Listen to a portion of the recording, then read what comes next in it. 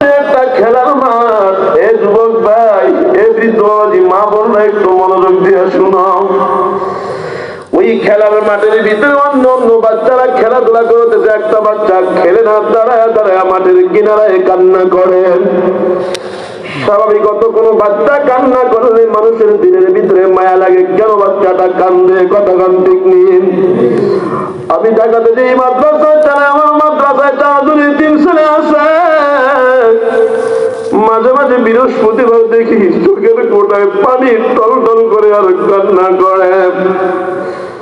জিজ্ঞেস করি, কিরে তুই কান্দ কেন? কই হুজুর, আমার ছাত্র ভাইরা যখন বৃহস্পতিবার তার বাবার সাথে ফোনে কথা বলে বিভিন্ন জিনিসের আবদার করেন, তখন আমার কলিজার ভিতরে একটা ধাক্কা লাগে।